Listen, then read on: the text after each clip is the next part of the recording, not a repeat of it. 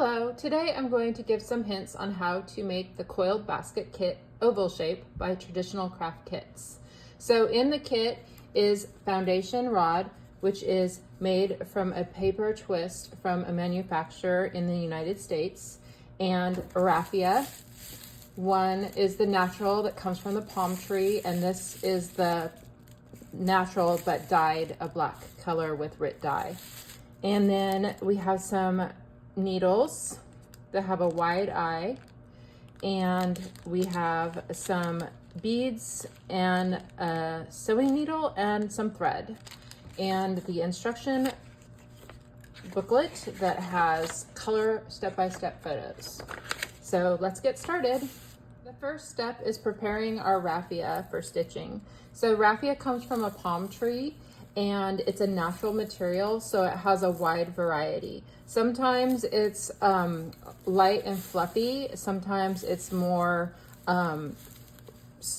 compacted and stiffer, but when you, there's lots of stringy parts to it that you won't be using, like this, you know, this will just come off and be discarded. You actually, if you were to save them, you can make a good twine from it. So it just depends on what level of crafting you want to get to. So first, you need to soak it in some water, get it wet. You could just take a couple pieces and wet them under the faucet as you go, or you could just stick the whole thing in water and let it soak as you're doing your basket. Just make sure that if you stop for any length of time, you don't leave it in like a bag or anything, because it will mildew and it will ruin. So I like to just take a few strands and put it in some water while I'm working. And there's probably more than enough raffia, because every time I make these kits, I realize that I'm probably giving too much materials, but that's okay. So let's get this nice and soaked, and you'll see that it really fast, like starts being softer. And we're gonna want to pick a nice piece, and you'll see that some of the raffia is very wide like this, and for this small project, I'm going to choose to break it in half like this and just pull it apart. And so this is about the size of raffia that I'm gonna work with.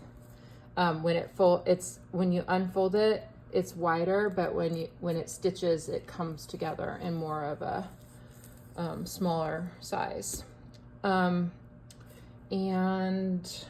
it's also nice to have the bowl of water nearby when you're stitching, because if the raffia does dry out as you're stitching, you can just stick it back in or dip your fingers in the water and pull it along the raffia to wet it and keep it nice so it doesn't fray while you're stitching. It also depends on what time of year you're stitching, because in the summer it's going to dry out a lot faster than in the winter. So let's get started here.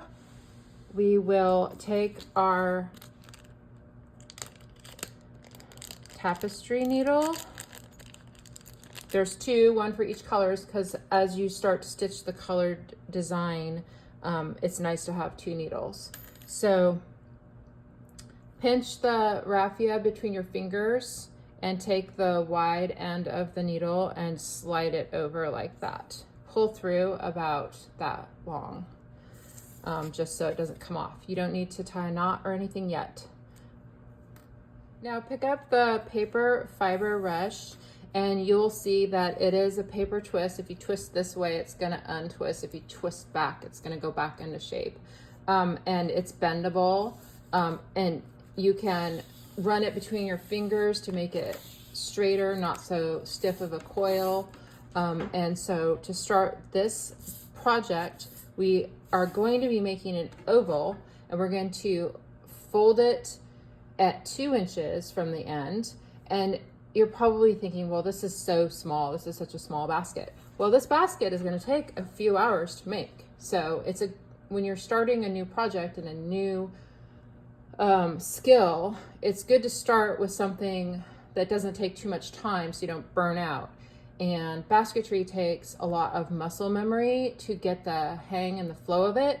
So starting this basket small, then you start to develop a skill, then you can move on and make a bigger basket.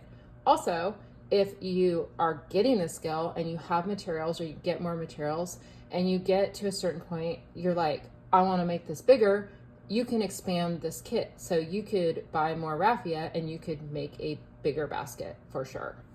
You can even splice on more of this material by cutting on a slant and just putting another piece and stitching over that. So there's lots of opportunities.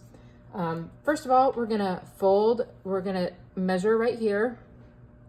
And I'm using a ruler, but a customer had an excellent idea that I could put a tick mark in the kit showing measurements. And so then the customer wouldn't need to use a ruler. And so I've started to do that every time I revise my kits, that I put in any kind of measurement necessary on the instructional booklet. So you don't really need a ruler, but I haven't done that yet for this kit, and I will be doing that within the next couple months.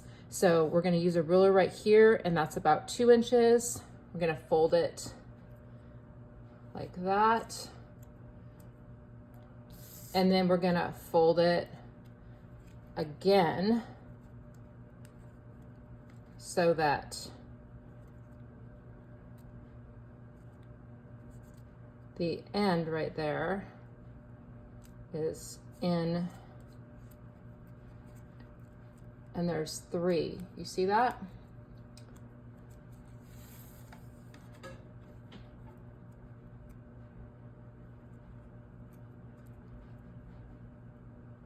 Okay. Now we're going to take the end of the raffia and we're going to tie it right here in a single knot. And this paper fiber, you don't really want to get it wet forever. It's fine if it gets a little damp. I've even accidentally dropped some into the raffia dye bath when I was dyeing raffia, and it came out just fine once it dried. But it will swell with water and make your stitching process a little uncomfortable. Okay, so we're going to take the end here and just run it in with the coil, and we are going to take the raffia and wrap it around all 3 rods towards us like this, and taking a minute to untwist the raffia so that you have a nice wider wrap. Now don't pull too hard because you're going to have to stitch in this, so your needle is going to have to, in the next step, go through here. So we don't want that too tight, but we want it to be nice and tidy.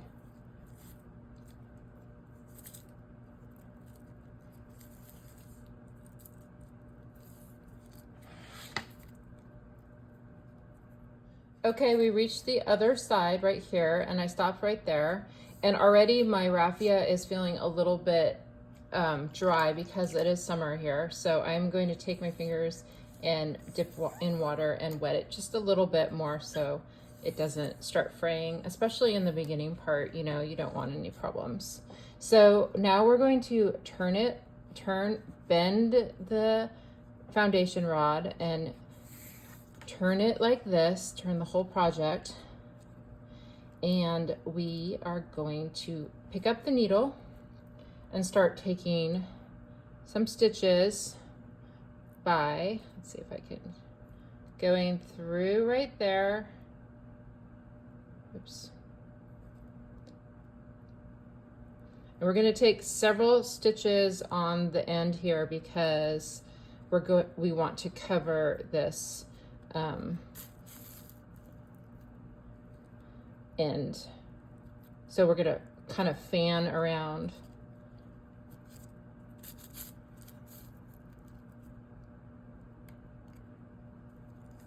And untwisting the raffia as necessary, covering the foundation rod, keeping it flat.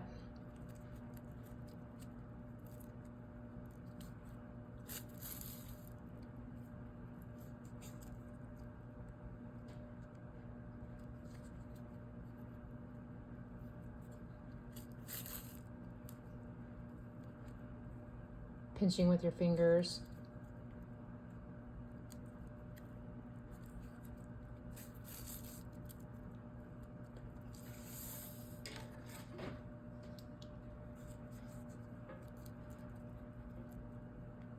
And now we're ready to start stitching, and we're just going to poke through. We're going to be going, every time you take a stitch, you're going to go over this free rod, and you're going to go over the wrapped rod beneath it. So you're going to take your needle and wiggle in, going through the raffia, and you'll see you'll come out the back side like that. And I like to take the raffia with your finger and make sure it's kind of flattened out a little bit, and pull through gently, and there you've taken a stitch. And you're just going to keep going along. You're not really going to count stitches. You're just going to try and take even good looking stitches.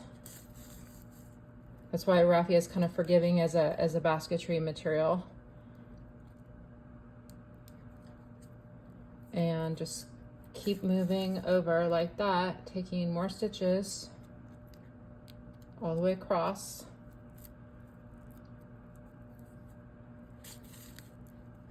And if you do have a little bit of the rod showing through, that's all right, because on the future round, you're going to come along and cover that. Raffia, once it dries, will shrink up a little bit. So you do want to make sure you have good coverage if you don't want to see the foundation rod in your basket.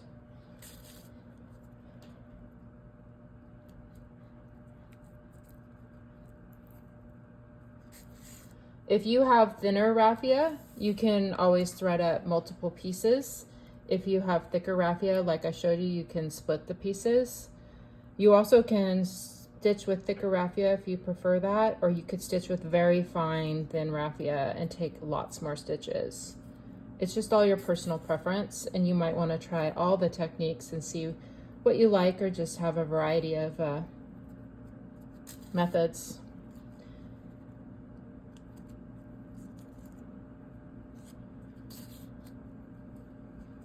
And once again, we're not going to be pulling too tight. We're just going to keep it nice and tidy, because we will be coming through these rods in the next round.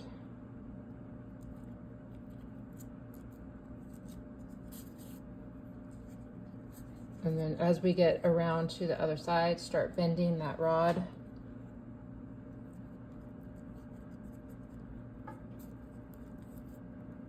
And you'll notice that we are getting shorter on our raffia, so we're going to have to add another one.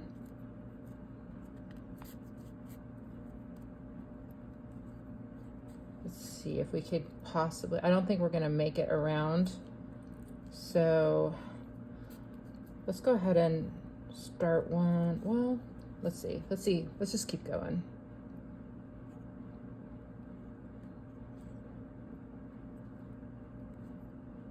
I'm going to get one more stitch in there.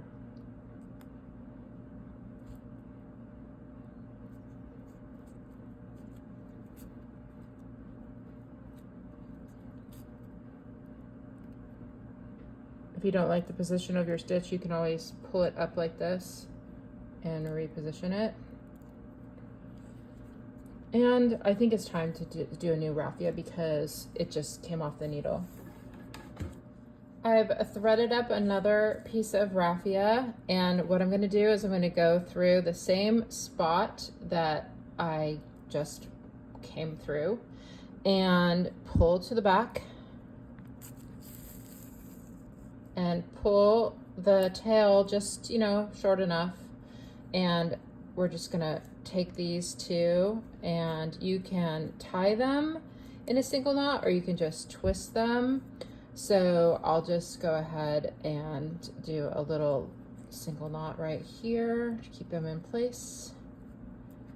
Just don't want to add too much bulk, but then these two tails are just going to go along with the coil, and the new raffia right here is going to pick up and stitch. So we'll go through there again.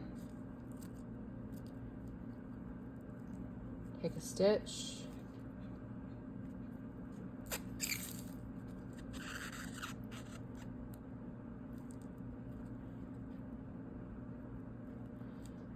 And then it's a little tricky because we're on the corner when we made our raffia addition. So again, because we're on the end, we're going to take multiple stitches fanning around in the same spot to get this whole area covered. So we'll just keep going back into the same spot. So one,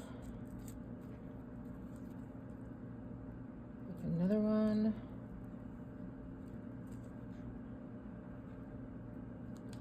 make sure you don't catch on the back. Okay, and I like to kind of slow down as I finish the stitch so that I make sure that the raffia isn't twisted and it looks nice. Also, you can you can untwist it and hold it with this finger right here to keep control over it too. And then pinching these ends so that it stays flat. Okay, so one more, I think, to get the whole corner covered. And then you can cut this down. It doesn't have to be so long.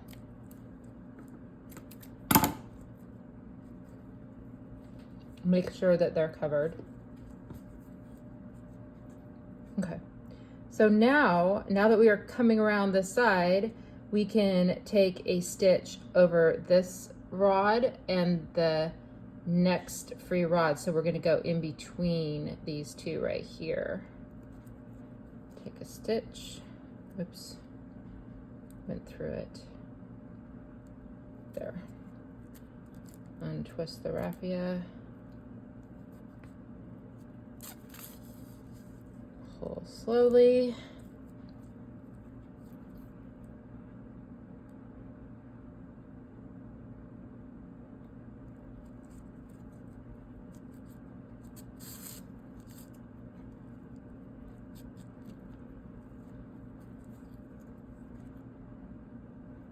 And you can puncture right through the raffia. You don't have to go in between raffia stitches. You can, or you can puncture the raffia, whatever looks good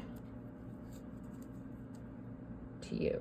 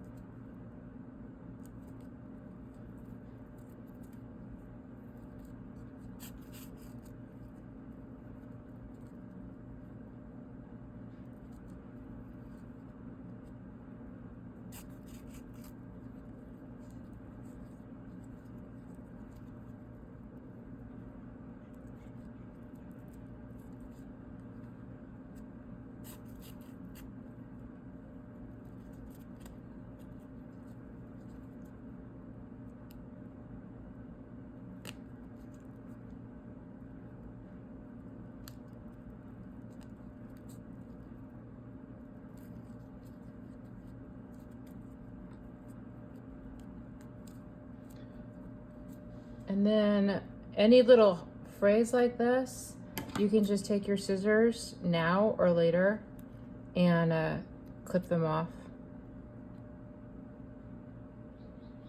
carefully.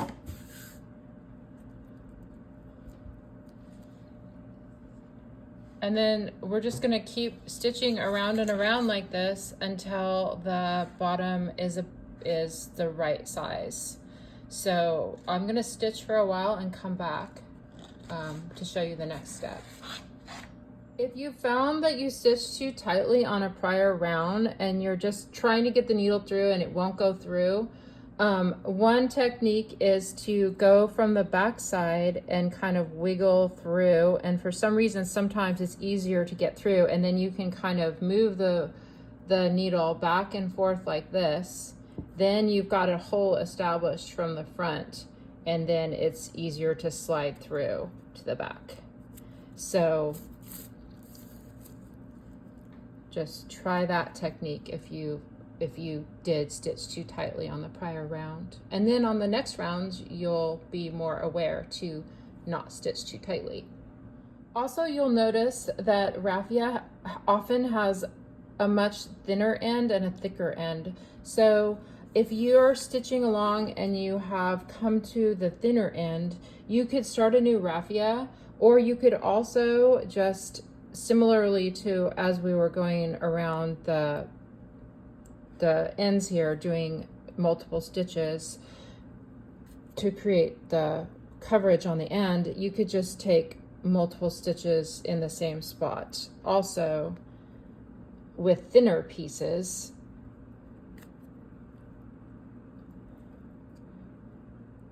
and not have to change the raffia until, so it appears like it's just one stitch, even though you've taken 2 stitches.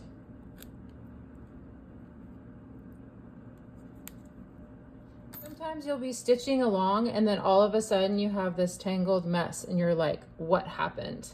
Well, what happened is that the raffia split off a piece under pressure, and so it now wants to be separated. And so all you have to do really is just find that spot, pull through, and we're going to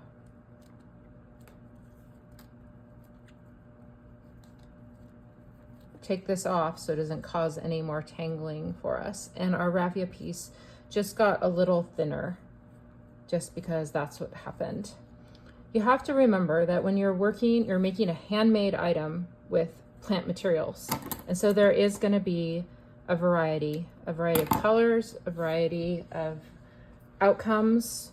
And that just makes the finished basket have charm. And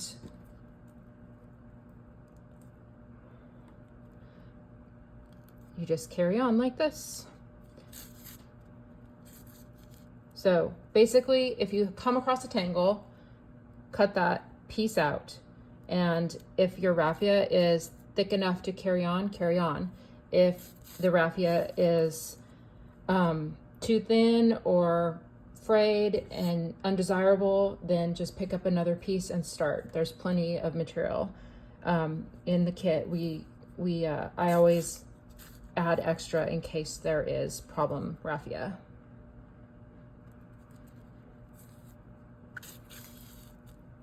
And that's why pulling a little slowly helps prevent the pressure that would split off the raffia. But it does always seem to happen.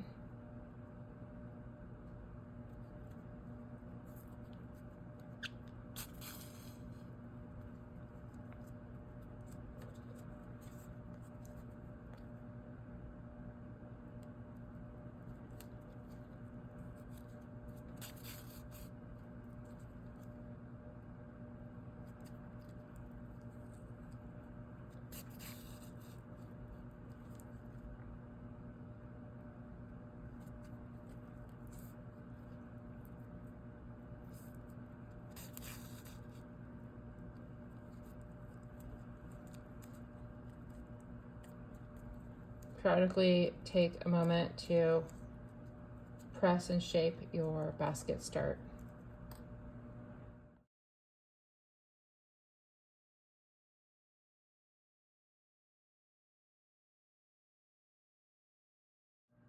It's now time to start the design, and I've threaded up the other needle with the dark raffia.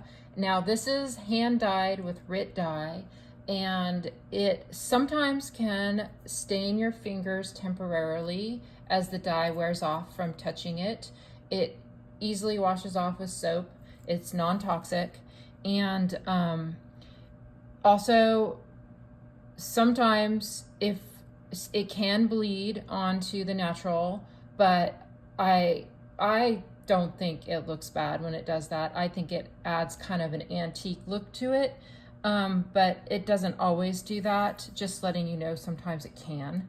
I like to wet the dyed raffia separately than the natural raffia, just in case it does bleed a little bit of dye.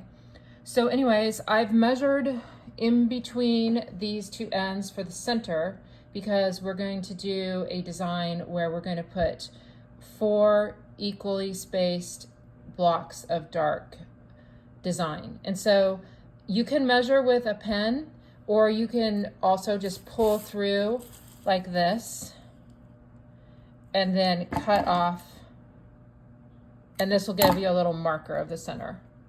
Now to start the design is the same as starting and stopping a new raffia of the same color.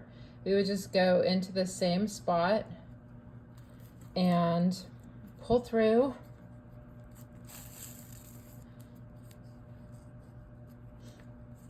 and twist or tie a knot. And instead of cutting this off, we're just gonna carry it along. So just push it into up next to the rod, and then take a stitch of dark,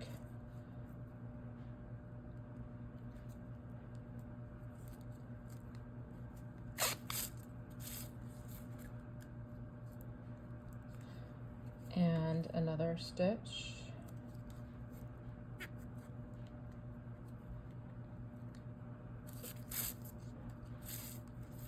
depending on how thick your raffia is, or where you are on where you started and stopped on here. You're going to want to take enough stitches so that you have a block of dark color and it's centered on this corner here. So I took 3 stitches because my raffia was pretty thick. And then instead of starting and stopping by going through, because this is still attached, we're just gonna pull this one up and this one under, so it twists under, and trade places. Start stitching with the natural. It uses a little bit more material when you carry the colors of raffia in along with the rod, but it definitely makes starting and stopping a little easier. And especially if you're doing a design where the switch is more frequent, then you don't have to join raffia, you just trade places. And then continue stitching all the way around until you reach this part right here, and we'll do a block of dark right here in the same spot. I mean the same size. And here we are at the spot where we need to do another dark block, and we would just do, again, because we have the 2 colors already attached, we would just bring the old color up and the new color under. See how on the back it pulls up and and brings the old color into the coil. And then we would take a stitch with the dark.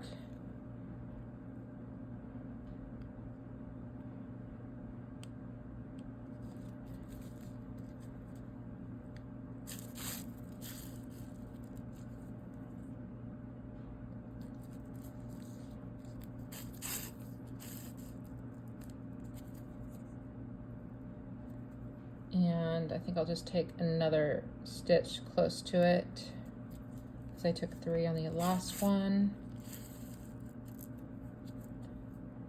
Okay, that looks pretty good.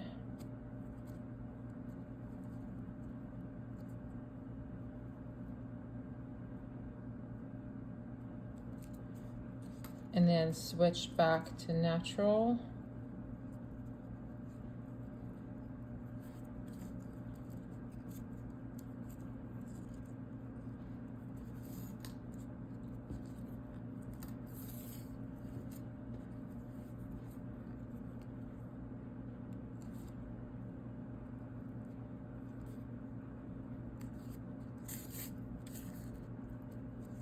And carry on stitching all the way around to the next spot.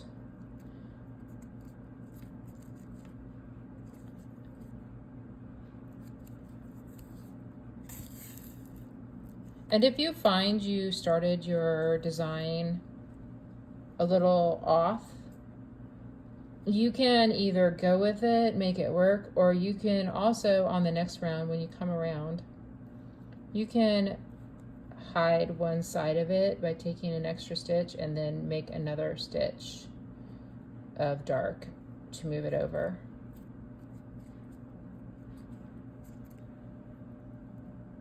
Okay, you can see here I've done all 4 blocks in the corners, and they look pretty good, spaced.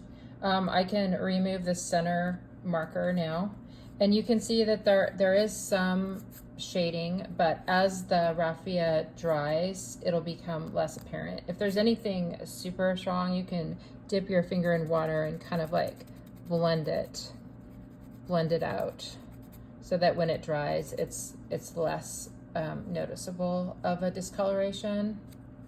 But anyways, now we're ready to carry on. So with the next round of the design, we are going to have we're going to start about the same width or so of the block over and stitch dark all the way across, so that there's a bar of dark above the original block here.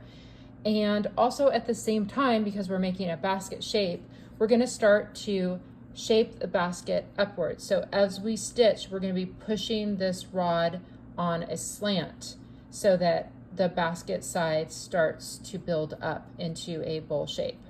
So it takes a little bit of effort to be doing 2 things at once, or 3: stitching, being mindful of the design color changes, and also pushing up and shaping the basket. So just take your time and have fun.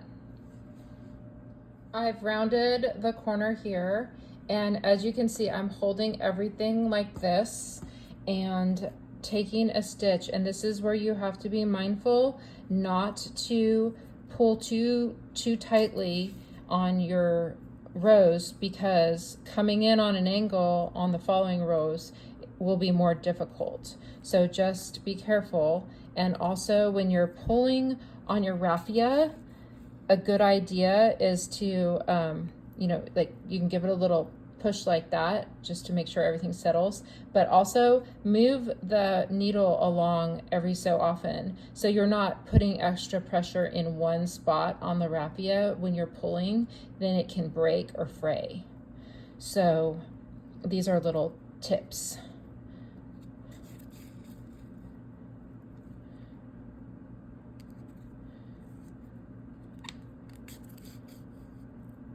The beginner tendency is to pull really tight, and you just want to have it be more of an even, smooth stitch. So see, you can see there's starting to be a rounding in. as we make the round around. And I will stitch to about, it's just when you're making your stitches, we're not counting stitches. We're just getting comfortable with eyeballing where to make the change of color. So I would say I'd probably do my change right there because that looks about even. I finished the second round of the design, and it's a good idea at this point to, and you can see that the basket is starting to develop sides. It's a good idea at this point to plan out the rest of your design so that you don't have any problems with your spacing. So this is the second round, and there's going to be 2 more rounds of advancing outwards before we go back in words again to finish the basket. So if we were to plan that we were going to have on this next round, we're going to have another block out. So let's just go one. We're going to have another block out this way and another block out this way. And then also you need to know that each time you go out, we're still going outwards and upwards. There's a little bit of an increase in the size of the round. It's mathematically. So we're going to advance out a section, and then we're going to advance out another section, and we're going to want a blank, a natural spot in between. So I would not go any more than this amount right here. So just advance out this much on the next one, and then that much on the next one. Then we're going to have our natural space, and then this one's going to have out this much, and we should have our spacing correct.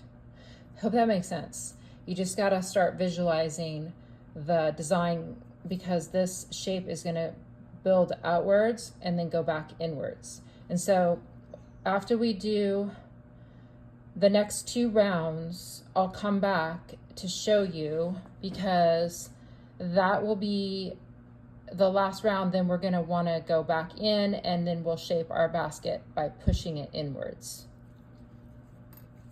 All right, I'll keep stitching and come back after the next 2 rounds to show that we finished the moving outward of the design. If you have any spacing difficulties, like if you're planning out your spacing and you feel like you might run short, I would lean into having the design be more crisp and longer blocks on these side ones, because they're more visible, and on the ends they kind of blend. So if you have to have a choice, I mean, you can do what you want, but I would choose to have a more defined block on the next round for this one, and shorten up this block on this side to give you more space here. I finished the 4th round of the design. You can see 1, 2, 3, 4. And now on the 5th round, we're going to start reversing the triangle by continuing to stitch natural in to match underneath, and doing a shorter band of dark. And then on the next row, we're going to go even further in to match how far in this round is, and doing the matching size band as this one up here.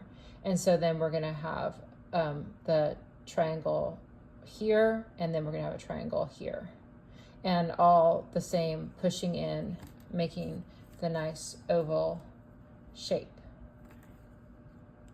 Also, as you're stitching upwards, it gets tighter to maneuver the needle. So be very careful, because as you're stitching in, if your finger is right here or like this, you can come through and stab in your finger. And I've done it many times.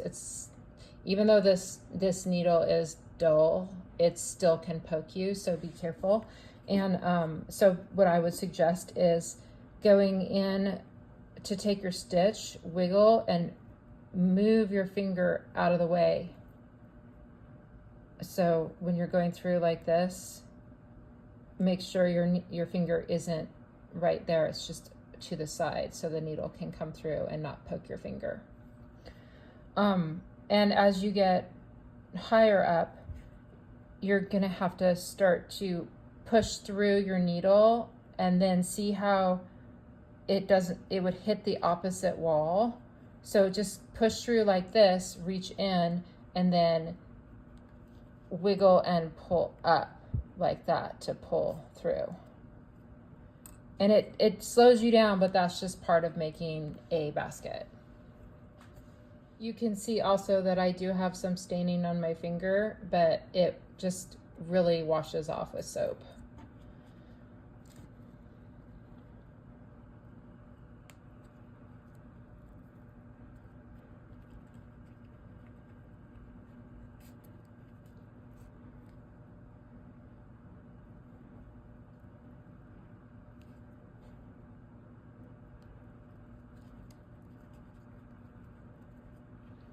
It's harder to show you how to stitch on this video because when I'm stitching, I'm holding it up against my body, and that gives you more leverage, tension.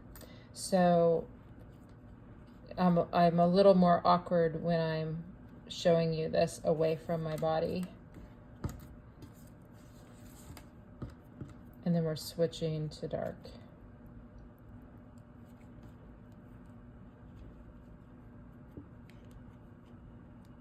See how it's a little more difficult to pull the needle through.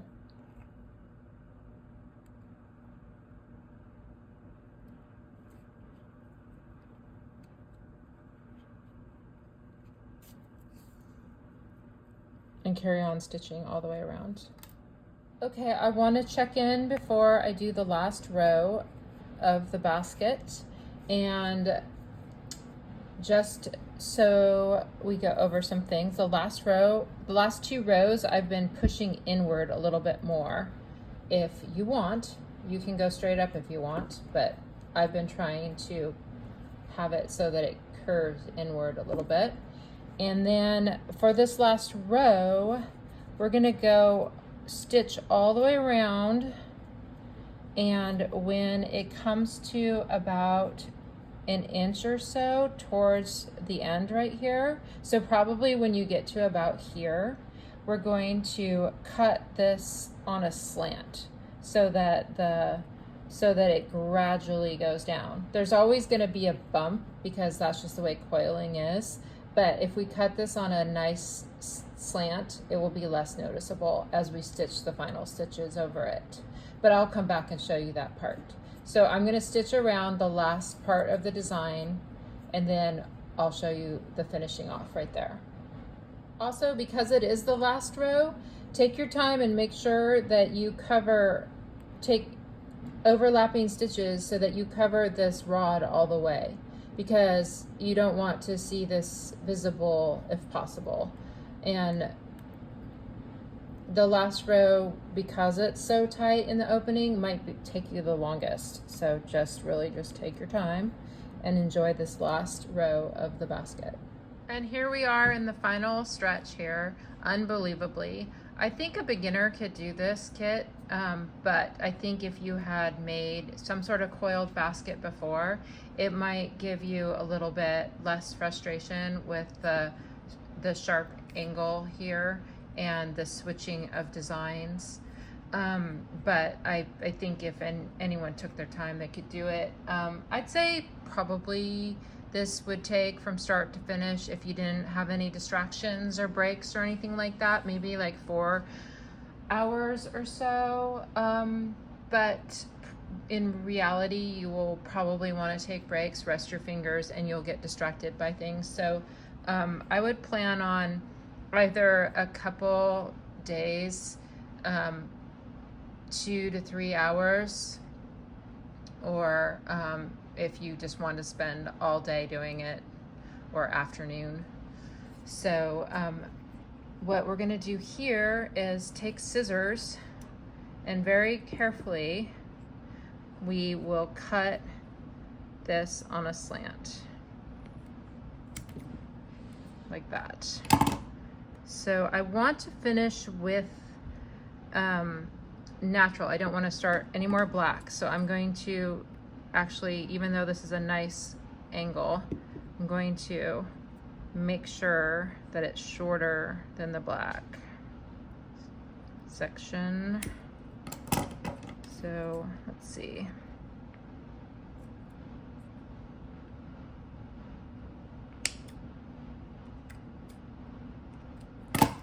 I just want to make it so that it has a slight bump. So something like that. That should be fine. And then we just are going to stitch as usual.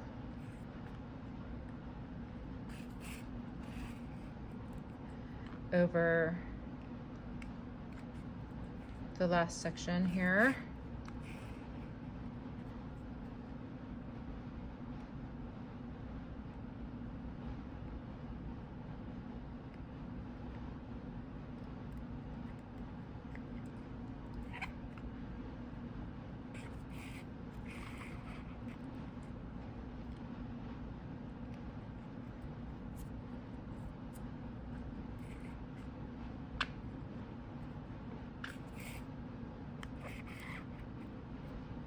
Pulling tightly because this is the last round.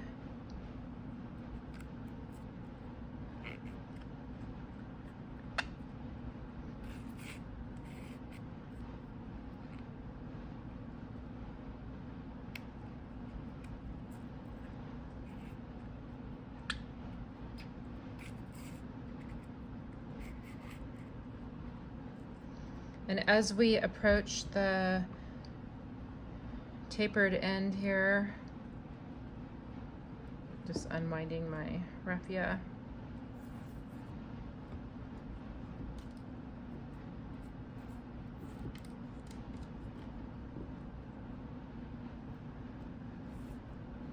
Okay, then we just want to be careful to cover it completely.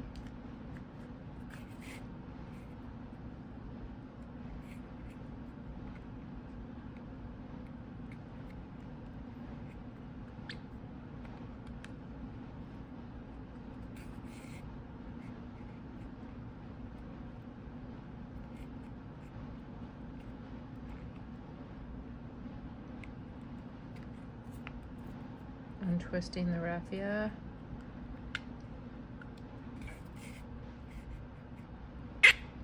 Taking several small stitches here. Don't want any poking out.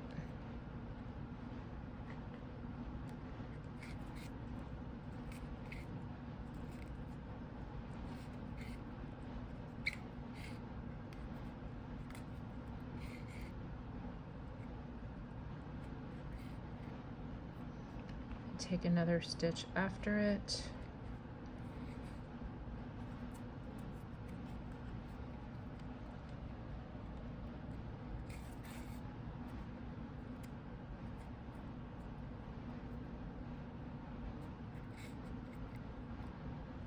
There, and I think that looks pretty good. And to finish it off, just simply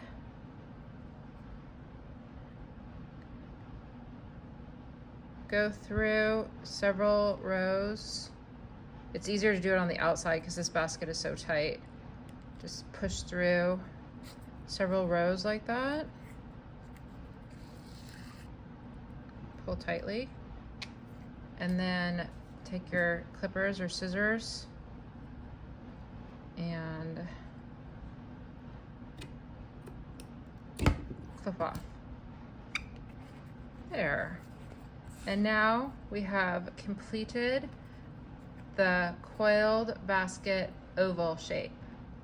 And the last step would be to decorate it with some beads that are also included. And so I will thread up the needle and get some beads ready to decorate on the outside. And see how I'm shaping it? You can push this around and make sure everything is in a good shape. After you thread up the needle, which has a very small eye because it needs to fit over these seed beads, you might need to use a needle threader or some sort of magnifying glass. Anyways, once you get it threaded, tie a knot at the end, like maybe a double knot so that it doesn't go through, and just from the inside you can kind of squeeze this open and push through wherever you want to do it. It's up to you wherever you want to do your bead design, and then pull through carefully, don't tug too hard, and pick up a bead on the needle, pull through like this, and then instead of going all the way through, sorry, hopefully you saw that, pull the needle on like, and the bead, and instead of going through to the inside, you can do that, but you also can decide to just go through the raffia if it's easy enough. It may be easier just to, let's see. You might want a thimble also, that's another option. Let me think about what I'm doing here.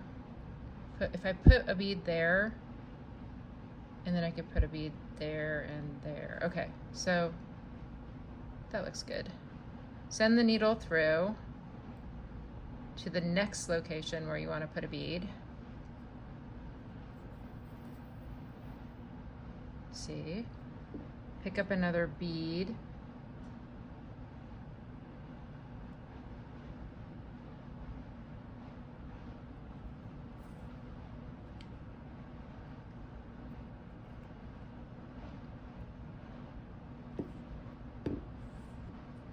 And then you can go down, maybe make a zigzag.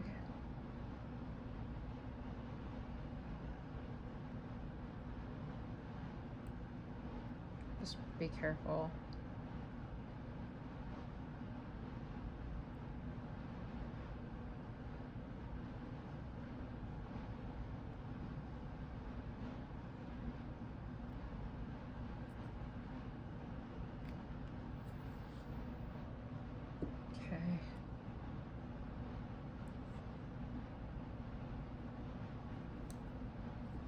And then pick up another bead.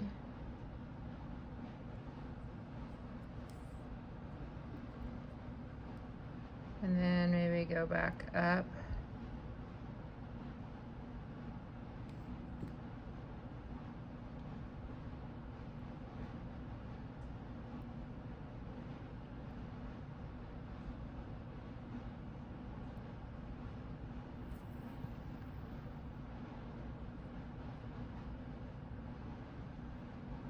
It's not perfectly measured, but you can always take it out and redo it if you don't like. Another bead.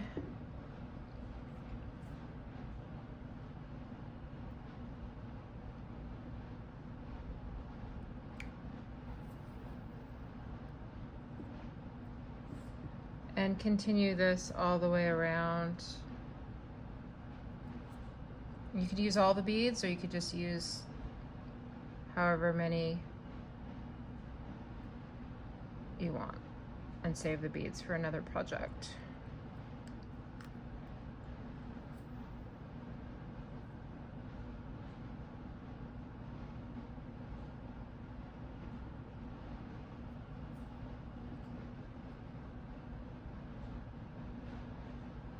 And there, it's finished. I decorated it with about 20 beads along the top edge. It was a fun project. Sometimes I get asked, it's so small, why is it so small? What would you do with it? And I think, well, it has decorative value, of course. It also has a sense of accomplishment because you made something from scratch. And also it has mindfulness or mental health because it really lets you slow down and be distracted by something creative, and you can put something special inside, like small trinkets or special stones that you like, and put it on your mantle. Anyways, I hope you enjoyed this project and you will give it a try. And you can buy this kit at www.traditionalcraftkits.com. Thank you. Bye.